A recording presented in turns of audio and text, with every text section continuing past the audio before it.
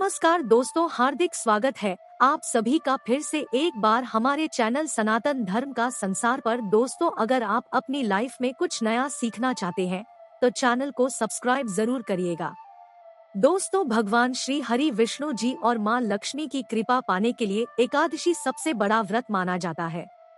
ये व्रत न केवल जीवन में सुख शांति, भौतिक सुख, ऐश्वर्य, संपदा, उत्तम जीवन साथी और कार्य क्षेत्र में सफलता प्रदान करता है, बल्कि मरणोपरांत मोक्ष भी प्रदान करता है। हर व्रत का एक अलग और खास महत्व होता है। आज के वीडियो में हम बताएंगे गौमाता से संबंधित एक उपाय जिससे आपको मिल सकता है अक्षय यानी कभी ना समाप्त होने वाला धन प्राप्त करने का वरदान।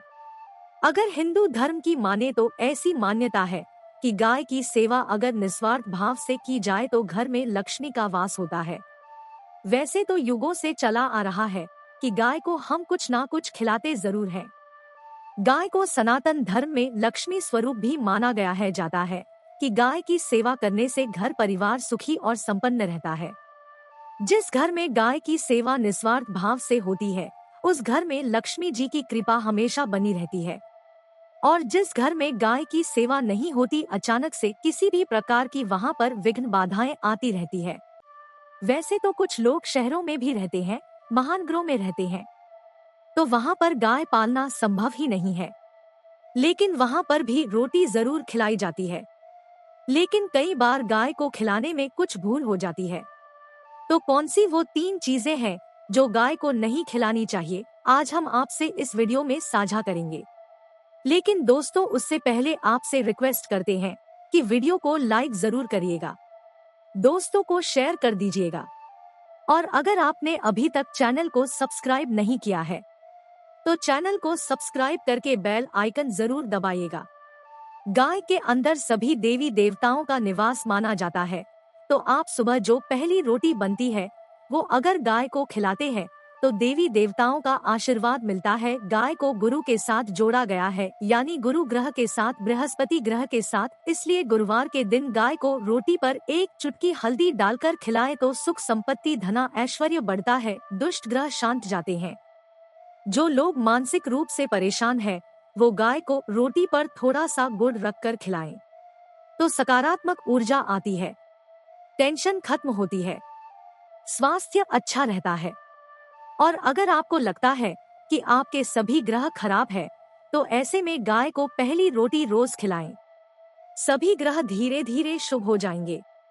कभी कभी जीवन में लंबे समय से कोई शुभ मंगल कार्य नहीं हो रहे होते, तब ऐसे आप गाय को रोटी खिलाएं। गाय के मस्तक को छूकर अपनी मन्नत कहें, प्रणाम करें, पैर छुएं, तो आपकी मन्नत जरूर पूरी होगी। तो ये था गाय को आप क्या खिलाएं उसके बारे में, लेकिन गाय को क्या नहीं खिलाना चाहिए अब हम वो जानते हैं। गाय को रोटी तो हर कोई खिलाता है।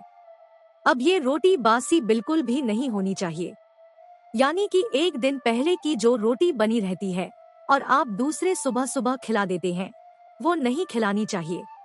कई बार आप रोटी बना लेते हैं और उस दिन गाय मिलती नहीं तो रोटी रखी रह जाती है, फिर वो अगले दिन गाय को खिलाने से गाय का अपमान माना जाता है, वो रोटी बासी कहलाती है। इसलिए गाय को एक दिन पहले की बची हुई रोटी कभी नहीं खिलानी चाहिए।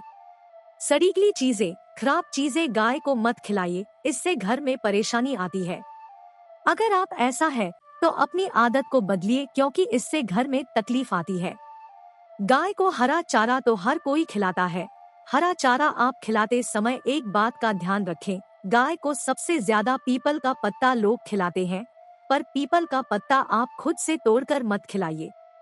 दूसरी बात, आप घर में सब्जी लाते हैं तो साग आ जाता है तो उसमें से अच्छी चीजें तोड़कर रखें, बचा कुचा आपको ना खिलाएं। आप जो देंगे वो गाय खा लेगी, लेकिन थोड़ी सी कुछ अच्छी चीजें मिलाकर गाय को खिला दीजिएगा तो ज्यादा फायदा होगा। गाय को दूध नहीं पिलाना चाहिए। आप दही चावल खिला सकते हैं, लेकिन दूध ताजा हो या बचा हुआ भूलकर भी गाय को मत पिलाइए। तो 3 चीजें गाय को नहीं खिलानी है। एक तो बची कुची रोटी नहीं खिलानी है। कोई भी अनाज बच जाए उसे दूसरे दिन गाय को नहीं खिलाना है। जैसे चावल रोटी बच जाती है और आप अगर चारा खिलाते हैं उन्हें तो सड़ागला मत खिलाइए, और अगर खिलाते हैं कोई चीज तो उसके साथ कुछ अच्छी चीजें मिला ले। और गाय को दूध भी नहीं पिलाना है, ये चीजें बिल्कुल भी नहीं खिलाएं, नहीं तो घर में गरीबी आती है। माता लक्ष्मी आपके घर में वास करना छोड़ देती है। 84 लाख योनियों के सफर करके आत्मा अंतिम योनि के रूप में गौ का रूप धरती है। गाय योनियों का वो पड़ाव है जहां आत्मा विश्राम करके आगे की यात्रा शुरू करती है। दोस्तों, गाय का कोई अपशगुन नहीं होता है। जिस भूभाग पर मकान बनाना हो वहां पर अगर आप 15 दिन के लिए गाय और बछड़ा बांध देते हैं तो वो जगह पवित्र हो जाती है। भूभाग से बहुत सारी आसुरी शक्तियों का नाश हो जाता है, क्योंकि गाय में सकारात्मक ऊर्जा का भंडार माना गया है। गाय का मार्ग रोकना, अगर आप कहीं भी जा रहे हैं और गाय माता आपका मार्ग रोक दे तो ये बहुत ही शुभ माना जाता। गाय और बछड़े का दर्शन एक साथ आपको हो जाए तो आपकी सफलता का प्रतीक माना जाता है। अगर आपके घर के आसपास गौ घूमती रहती है तो इसका मतलब है कि आपके घर से काफी सारे संकट अपने आप ही दूर होने वाले हैं और समृद्धि पूर्वक जीवन आपको मिलता है। गाय के समीप आप अगर जाते हैं तो संक्रामक रोग, कफ, खांसी, सर्दी, जुकाम आदि का ग्रेजुअली अपने आप ही बिना दवाइयों के भी नाश हो जाता है। अगर आप गाय अचानक से पूंछ मार देती है तो ये बहुत ही शुभ संकेत माना गया है, और काली चित्तकबरी गाय का ऐसा करना तो और भी ज्यादा शुभ माना गया है। पंचगव्य जो होते हैं वो कई रोगों में लाभदायक है। पंचगव्य क्या क्या हुए? गाय के दूध, दही, घी, मूत्र और गोबर, इन सभी को शरीर के रोग निरोधक क्षमता को बढ़ाकर रोगों को दूर करने वाला माना गया है। ऐसा कोई रोग नहीं है जिसका इलाज पंचगव्य से नहीं किया जा सकता। दोस्तों, आज के समय में लोग गौ माता की पूजा करने के बजाय, उनका सही उपयोग करने के बजाय उनको काट कर मार कर खाना ज्यादा पसंद करते हैं। बुरा लगेगा शायद, पर ये सच है। और गाय को रोटी देने से न केवल सुख समृद्धि की प्राप्ति होती है बल्कि बरकत भी होने लगती है। अगर आप गौ को पाल सके तो अच्छी बात, लेकिन आज के मॉडर्न युग में जहां लोगों की शायद खुद की घर में रहने की जगह नहीं है, ऐसे में गौ को रखना कठिन और महंगा हो सकता है। ऐसे में आप गौ को रोटी दें। कम से कम रोटी देकर के आप सुख समृद्धि को प्राप्त कर सकते हैं। आपके घर में बरकत होने लगती है। हमारे बुजुर्ग हमेशा से कहते आए कि गाय को रोटी खिलानी चाहिए, लेकिन समय स्थिति के चलते गाय की सेवा हर कोई नहीं कर पाता। लेकिन कम से कम रोटी तो आप खिला सकते हैं। अगर रोटी भी नहीं खिला सकते, जैसे काफी सारे जो हमारे भाई बहन मलेशिया वगैरह में, लंदन वगैरह में बैठे हैं, उनको गाय नहीं मिलती है। वो पूछते हम कैसे गौ सेवा करें। आप ऐसा कर सकते हैं, आप गौ के नाम के पैसे निकालते जाएं और फिर आप चाहे तो कभी इंडिया आए तो आप गौशाला में दान दे दें, या फिर आप चाहे तो वहीं पर किसी गरीब को गौ के नाम की रोटियां खिलाएं। किसी भी अनाथ आश्रम में चले जाएं, किसी वृद्धाश्रम में चले जाएं, किसी भी दूसरे सफेद पशु को आप भोजन कराएं। ये भी आपके लिए बहुत अच्छा होने वाला है। कम से कम रोटी जरूर खिलाएं। हमारे देश में कई जगह देखा गया है और कई लोगों का प्रश्न आता है कि हम झूठी रोटी गाय को देते हैं, क्या ये सही है या गलत है? हम झूठा खाना, बचा हुआ खाना गाय को खिलाते हैं, यानी जो बच जाता है वो गाय के हवाले कर दिया जाता है।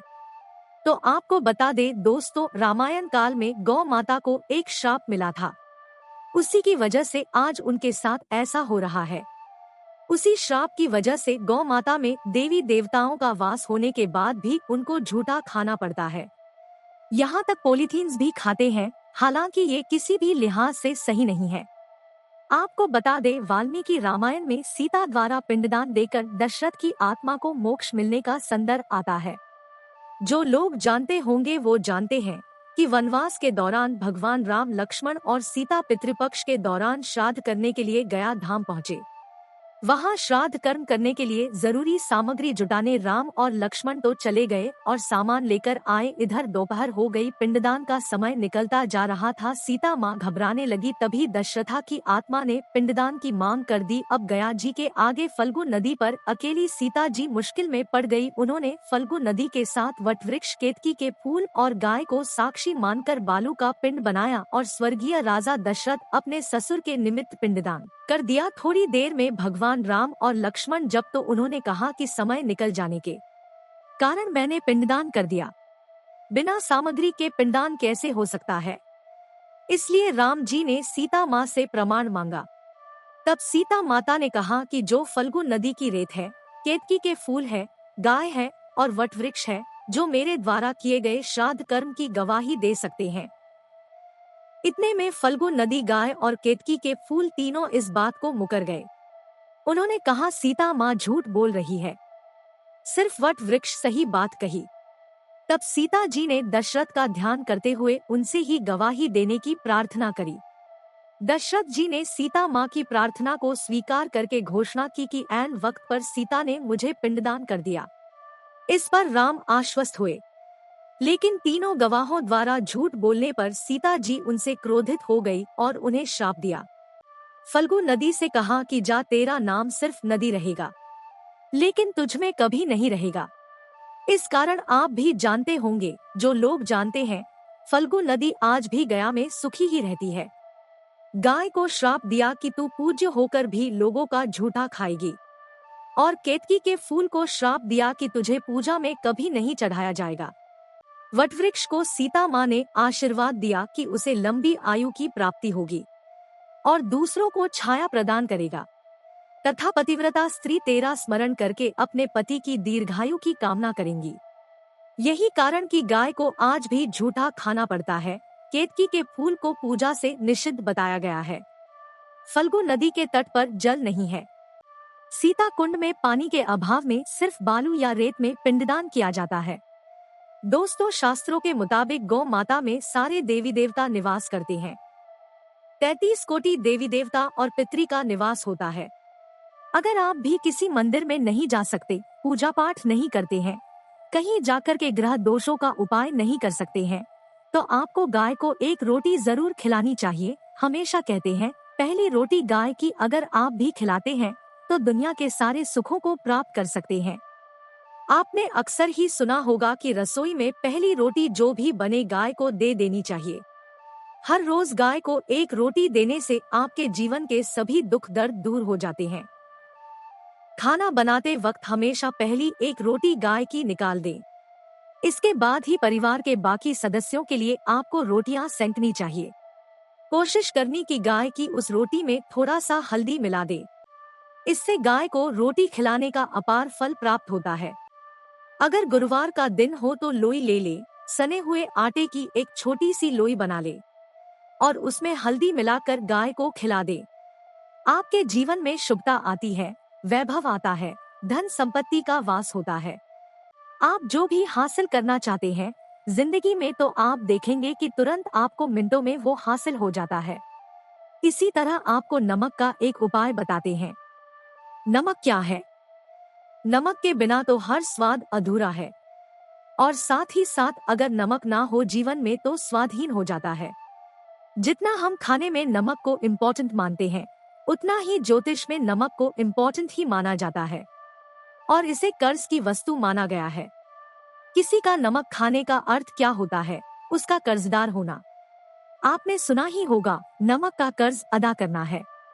इसलिए अगर जीवन को सुगम बनाना चाहते हैं, सरल बनाना चाहते हैं, तो नमक का एक आसान सा प्रयोग आपको आज हम बताएंगे।